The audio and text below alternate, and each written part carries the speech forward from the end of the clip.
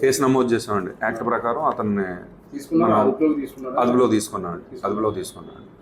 Remand పెడతారండి. అది section ప్రకారం మనం అతని ఏజ్ దాని ప్రకారం సెక్షన్లో ఉంటే రిమాండ్ అయితే రిమాండ్, బెయిలబుల్ అయితే బెయిలబుల్ అండి. ఏజ్డ్ కాకుండా బెయిలబుల్, నాన్ బెయిలబుల్ ఉందండి. బెయిలబుల్ బిలో 7 years ఏది కూడా మేము ప్రొడ్యూస్ చేయడానికి లేదు. దానికి చెక్ లిస్ట్ మనం హ్యాండ్ ఓవర్ చేసి మనం రిమాండ్ పెట్టాలి. రిమాండ్ పెట్టిన తర్వాత కూడా మేజిస్ట్రేట్ గారు కూడా అది యాక్సెప్ట్ చేయాలి. యాక్సెప్ట్ చేస్తేనే రిమాండ్ అవుతుంది.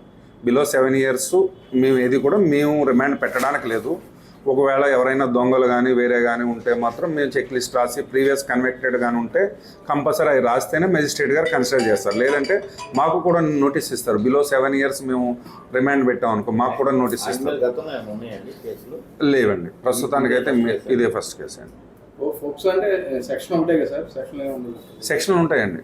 అందులో సెక్షన్ 4 ఉంది, 6 ఉంది, 8 and 7 ఉంది, 11, 12 ఉంది. కేసు నమోదు చేసామండి. యాక్ట్ ప్రకారం అతన్ని అదుపులో తీసుకున్నామండి. రిమాండ్ పెడతారండి. అది సెక్షన్ ప్రకారం మనం అతని ఏజ్ దాని ప్రకారం సెక్షన్లో ఉంటే రిమాండ్ అయితే రిమాండ్, బెయిలబుల్ అయితే బెయిలబుల్ అండి.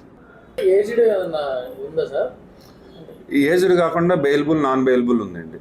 బెయిలబుల్ బిలో 7 years ఏది కూడా మేము ప్రొడ్యూస్ చేయడానికి లేదు. దానికి చెక్ లిస్ట్ మనం హ్యాండ్ ఓవర్ చేసి మనం రిమాండ్ పెట్టాలి. రిమాండ్ పెట్టిన తర్వాత కూడా మేజిస్ట్రేట్ గారు కూడా అది యాక్సెప్ట్ చేయాలి. యాక్సెప్ట్ చేస్తేనే రిమాండ్ అవుతుంది. బిలో 7 years మేము రిమాండ్ పెట్టడానికి లేదు.